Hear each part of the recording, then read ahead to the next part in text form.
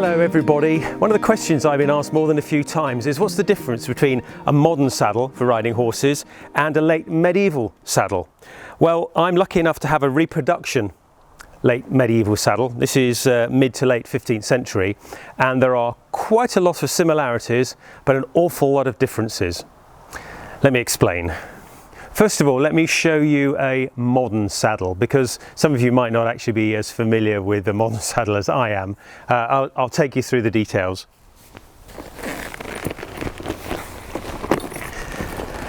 This is basically a fairly standard English style riding saddle. It has stirrups, it has what are called knee rolls, here's the girth, and it is fairly flat. There's a little bit of a shape. This is the front, so the horse's neck comes out here, and this is the back, and it probably sits something like that. And you would sit with your weight here and your knees here. So that would be fairly familiar to most people that ride horses today. That's a modern saddle. And if we look at the inside of it, you can see the attachments for the girth. And then on the inside here, it sits on the horse here. So these bits will be on the horse's shoulders, and the horse's spine will run down the middle here. It's very important that a saddle is fitted so that there's no pressure directly on a horse's spine. Same in the medieval period, but modern periods in particular, obviously, with horse welfare in mind. Very important that the weight-bearing surfaces are either side of the spine. And I suppose some pressure taken on the back here, these cushions. These are all fairly hefty, well padded cushions, and an ideal saddle is made to fit the horse. But obviously not all saddles are made to fit, because that's very expensive even today. Now let's compare that to my 15th century reproduction saddle. Now this is a handmade reproduction medieval saddle. This is based on examples that we have round at about the middle of the 15th century, end of the 15th century. They go a little bit earlier than that. Obviously people have been riding in saddles for hundreds of years and, in the medieval period, but this in particular is designed for riding in armour. And you might note that it's broadly similar to the English saddle. So this is the front bit, so the horse's neck comes out here. You'll notice this front plate has various different names in various different places, but you could argue that this is the pommel, although it really wouldn't be described as the pommel. But the front of a saddle is called the pommel, the rear is called the cantle. This, I believe, is called the plastron, and this can sometimes be faced with metal, and sometimes with this Italian style saddle it's just covered in leather. It's leather again. This would sit on the horse this way, but you'll notice it has an incredibly deep seat compared to the modern riding saddle, and you will ride it with very straight legs, and your legs will go on the inside here. Let me just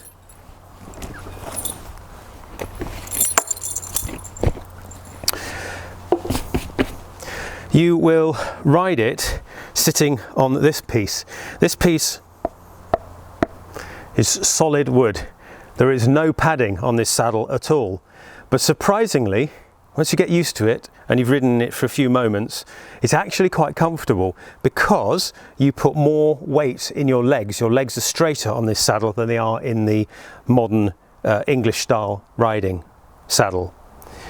Other thing you might notice about this saddle is these enormous ears. These ears effectively kind of cup around your hips and help you to stay in the saddle in all sorts of different ways. They're fundamentally different. This is the biggest difference, I think, to a modern English saddle and a medieval saddle. This whole back part here. This saddle also probably weighs a little bit more than a modern English saddle, and these are specifically designed to cope with a man in armour riding a horse for long periods of time. Here's one of the differences though. We still have padding. The padding is not so thick as a modern saddle. There is still a gap down here for the spine. Again, no pressure on the spine, but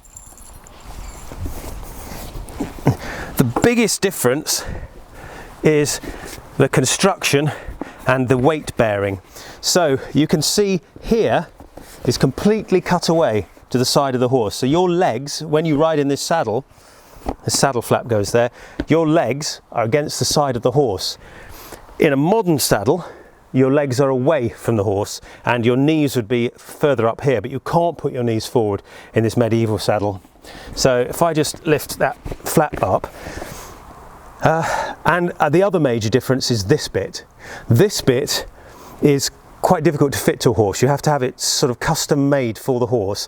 This bit allows an awful lot of weight bearing to go further back on the horse. So if you remember, it'll sit like this on the horse. This bit is unique to medieval saddles. In modern saddles, this has basically been sawn off here. They don't bother with this big chunk of the saddle. This spreads an awful lot of the weight, especially when you go backwards, because you're going to be riding more upright in a medieval saddle and there's going to be more pressure backwards. So the saddle is designed to make that comfortable for the horse. In a modern English saddle, you're tending to have more bent legs, you're tending to be leaning forwards more, and ultimately in a modern English saddle, they're designed for people to go fast and go across country and jump things. This saddle is really quite unpleasant for jumping anything on a horse. All of the stuff would just get in the way, your position would be awful, and all of these bits would be quite dangerous. Something that might be of interest to some of you is, this is a medieval reproduction saddle, this is an English saddle. I've also got with me a modern Spanish saddle, and see if you think, like I do, that it's almost halfway in between.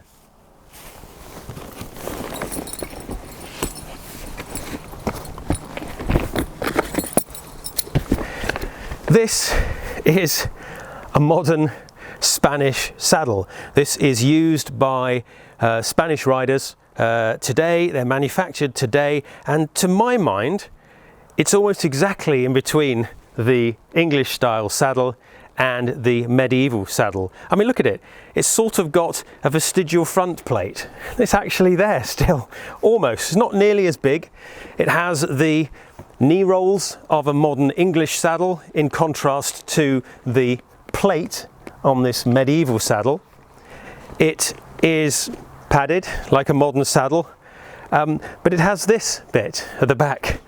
And I don't know about you, but I think that is quite similar, strangely, to the medieval saddle. It doesn't go nearly as far, it doesn't come as far around, but it creates arguably a more solid position for the rider.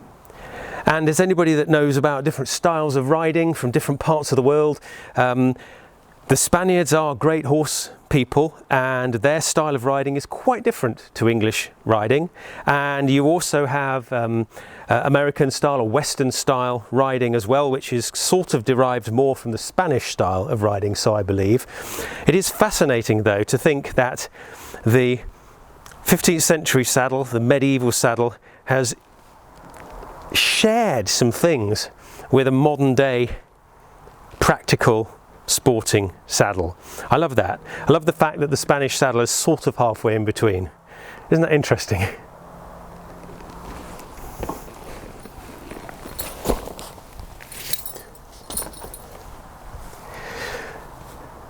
In summary then, an English saddle, well, in fact, all saddles are designed to spread the weight of a human being across the back of the horse.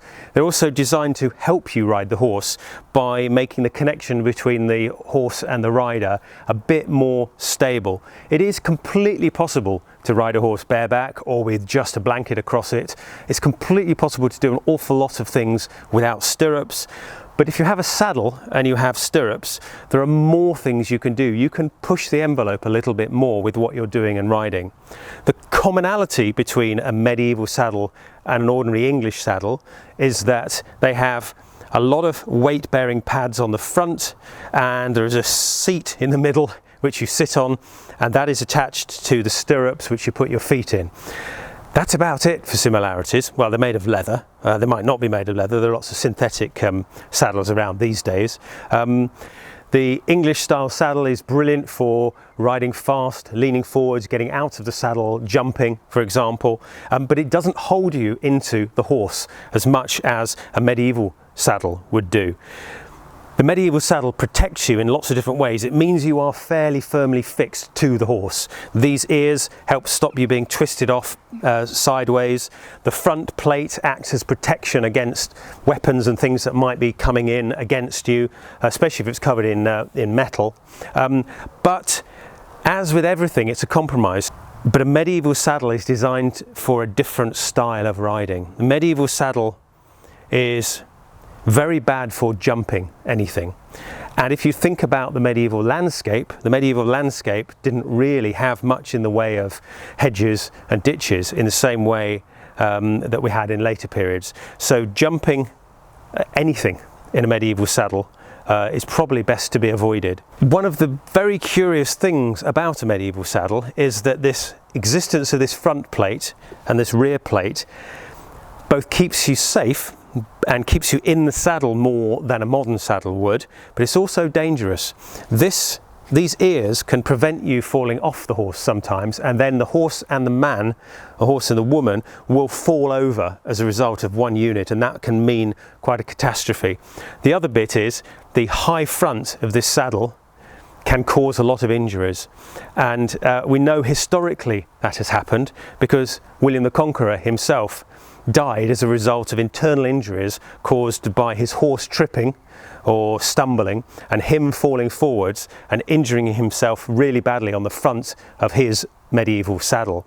So we have historical records of these front plates causing death to very, very wealthy people. On the other hand, these front plates act as a protection against attacks. So if you can imagine a lance coming in here, coming in really low, this physical plate will actually stop anything sliding up on the inside of your leg or going into your groin. So it protects you from certain aspects of combat, for example, but it also exposes you to other forms of danger when you are riding in a less combative type of situation.